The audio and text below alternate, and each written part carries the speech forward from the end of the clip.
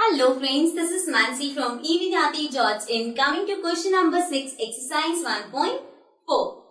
So question में आपके पास है in a class text plus 3 marks for every correct answer. अभी class test हुआ है जिसमें आपको 3 marks मिल रहे हैं for every correct answer and -2 for every incorrect answer. और जितने answers गलत है उसके लिए -2 and no mark for not attempting any question. और अगर आप कोई question attempt नहीं कर रहे तो उसके कोई मार्क्स नहीं मिलेंगे, means 0. So now Radhika scored 20 marks if she got 12 correct answers. How many questions had she attempted incorrectly? अब राधिका को 20 मार्क्स मिले हैं जिसमें से 12 उसके हमें बता दे करेक्ट आंसर्स है. सो अब हमें बताने कि उसके इनकरेक्ट आंसर्स कितने थे. फाइन. सो सबसे पहले हम स्टार्ट करेंगे. हमें गिवन है कि उसके 12 करेक्ट आंसर है. सो marks obtained for correct answer. So अब करेक्ट आंसर के कितने मार्क्स मिल रहे हैं? सबसे पहले तो यहाँ पे गिवन है करेक्ट आंसर के 3 मार्क्स हैं और उसके 12 क्वेश्चंस करेक्ट हैं. सो 12 into 3 is 36. मतलब उसे 36 मार्क्स मिलने चाहिए क्योंकि 12 आंसर उसके करेक्ट है. बट मार्क्स उसे मिले कितने हैं? 20. जो हम पहले तो माइनस कर लेंगे. 20 minus 36 will be equal to कितना हो जाएगा? 20 में से 36 गए -16.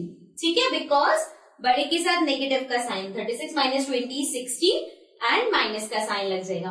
अब देखो उसको 36 मिलने चाहिए थे लेकिन हमें पता चला कि उसके 16 मार्क्स कट हुए हैं. 16 मार्क्स क्यों कट हुए होंगे? क्योंकि उसने कुछ आंसर्स इनकरेक्ट दिए होंगे. अब हमें ये फाइंड करने की इतने आंसर इनकरेक्ट होंगे. So we will find it by -16 upon 2. -16 upon -2. और -16 अपॉन -2 क्यों किया है? बिकॉज 16 मार्क्स टोटल कटे हैं. कितने? एक मार्क्स कितने? एक इनकरेक्ट के कितने मार्क्स हैं? -2. जैसे जब हमें गिवन होता है कि करेक्ट केस यहाँ पे 3 गिवन थे और क्वेश्चंस इतने हैं तो हमने मल्टीप्लाई कर दिया. अब आपको यहाँ मार्क्स गिवन है कि 16 मार्क्स उसके कट हुए हैं तो कितने क्वेश्चंस गलत होंगे? तो हम एक का जो मार्क है उससे उसको डिवाइड कर देंगे. So you can also right the statement, जो भी इसकी स्टेटमेंट बनेगी. एंड देन ये माइनस कर दिया हमने. 2 8 जा 16 एंड माइनस से minus cancel. This will come as 8. 8 मतलब कि उसके 8 आंसर्स इनकरेक्ट है. फाइन. सो 8 आंसर्स उसने रॉन्ग दिए हैं. So this was the first part. Now let's come to the second part. Now coming to the second part. Second part में आपके पास है Mohini scores -5 marks in this test though she has got 7 correct answers. Mohini की score क्या है? -5 लेकिन उसने 7 correct answers भी दिए हैं. How many question has she attempted incorrectly? आपको बताना है सेम चीज कि उसने कितने क्वेश्चंस इनकरेक्ट अटेम्प्ट किए थे. सो हम सेम मेथड से करेंगे. सबसे पहले तो मार्क्स फॉर करेक्ट आंसर. अब करेक्ट आंसर के लिए उसको कितने मार्क्स मिलेंगे? 7 आंसर्स करेक्ट है और एक करेक्ट आंसर के 3 मार्क्स है. राइट. सो 7 3 जा 21 मीन्स कि उसे 21 मार्क्स मिलने चाहिए थे लेकिन उसको मिले कितने हैं? -5. सो नाउ दिस मीन्स अगर मैं इसको सब्ट्रैक्ट करूं -5 -21 तो हमें पता चल जाएगा उसको कितने मार्क्स मिले नेगेटिव मार्क्स के लिए. So we can write also marks for incorrect answer. So incorrect answers के कितने मार्क्स मिले हैं उसे? That will be minus plus 21 plus 5 is 26 और साइन माइनस का. अब उसे इनकरेक्ट क्वेश्चंस उसने इतने करे कि उसको -26 मार्क्स मिले. अब हमें फाइंड करने के कितने इनकरेक्ट हैं. So questions attempted incorrectly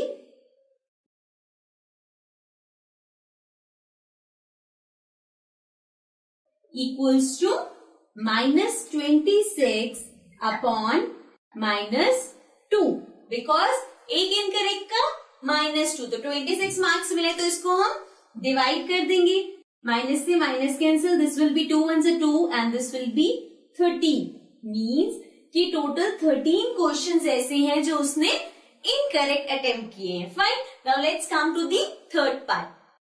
now coming to the third part. Third part में आपके पास है Rakesh scores 18 marks by attempting 16 questions.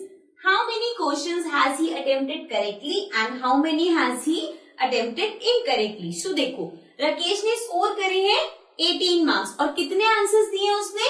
16 questions attempt करे हैं. सो आपको बताना है इसमें से कितने उसके करेक्ट हैं, कितने इनकरेक्ट हैं. सो ना हमें करेक्ट गिवन है ना इनकरेक्ट गिवन है, लेकिन कितने क्वेश्चंस करे हैं ये गिवन है और कितने मार्क्स मिले हैं ये गिवन है. इस पार्ट को अच्छे से समझना, ठीक है. बहुत सिंपल है लेकिन थोड़ा सा कंफ्यूजिंग हो सकता है. So see here, let's start. सबसे पहले हम लेट कर रहे हैं, let the correct answers be X. So मैंने लेट कर दिया कि राकेश ने एक्स नंबर ऑफ क्वेश्चंस के आंसर करेक्ट दिए हैं. अब इसके बाद अगर करेक्ट आंसर्स एक्स हैं सो इनकरेक्ट आंसर्स क्या हो जाएंगे? टोटल 16 क्वेश्चन है जिसमें से x सही है. सो 16 में से अगर मैं x माइनस कर दूं तो वो इनकरेक्ट आ जाएगा. So number of correct answer हो गए x, number of incorrect answer हो गए 16 minus x. Now according to question हमें पता है कि उसको टोटल मार्क्स मिले हैं 18. नाउ करेक्ट आंसर के कितने मार्क्स मिल रहे हैं? 3 मार्क्स, मतलब 3 इंटू एक्स करेक्ट आंसर के, प्लस इनकरेक्ट आंसर के कितने मिल रहे हैं?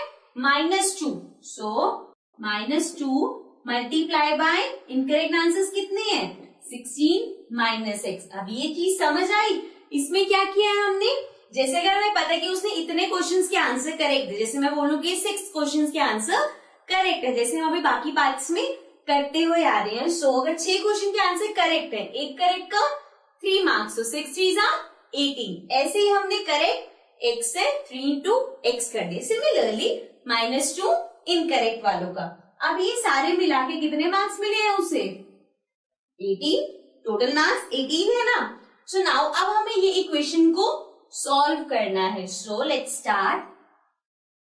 3x. नाउ -2 इसको इससे मल्टीप्लाई करेंगे, फिर इसको इससे मल्टीप्लाई करेंगे, ठीक है. डिस्ट्रीब्यूटिव प्रॉपर्टी में हम ये करते थे. सो 2 इंटू 16 is 16 2 32. साइन किसका आएगा? Plus minus minus. So -32. Then 2 को x से मल्टीप्लाई करेंगे, 2 into x will be 2x. Sign किसका आएगा? मल्टीप्लाई हो रहा है, minus minus plus, so sign आएगा प्लस का. ओके. सो ये हो गया 18. अब हम यहाँ पे इसे सॉल्व कर लेते हैं. 3x plus 2x will be 5x. सो ये हो गया 5x minus 32 equals to 18. Right. Now again 32 को इस साइड भेज देंगे. So this will be 5x equals to 18 plus 32. Now 5x equals to, इसको ऐड कर लेते हैं, 8 plus 2 10 and this will be 3 4 5. सो हमारे पास आ गया 5x इक्वल्स टू 50. अब x की वैल्यू आ जाएगी 50 अपॉन 5. राइट. सो x आ गया. Let's cut this. 5 1 5, 5 10 50. तो आपके पास x आ गया 10. अब आपको इनकरेक्ट आंसर निकालने हैं. सो इनकरेक्ट आंसर है 16 माइनस एक्स, मतलब कि 16 माइनस 10. सो ये हो जाएगा 6. राइट. सो दिस मीन्स ये है करेक्ट आंसर, ये है इनकरेक्ट आंसर. 10 क्वेश्चंस के आंसर करेक्ट दिए हैं एंड 6 क्वेश्चन के आंसर इनकरेक्ट दिए. I hope this part is clear. This is very simple, बस थोड़ा सा लॉजिक लगाना है. ओके. एंड आई होप कि आपको भी समझ आ गया होगा. Now let's come to the next question.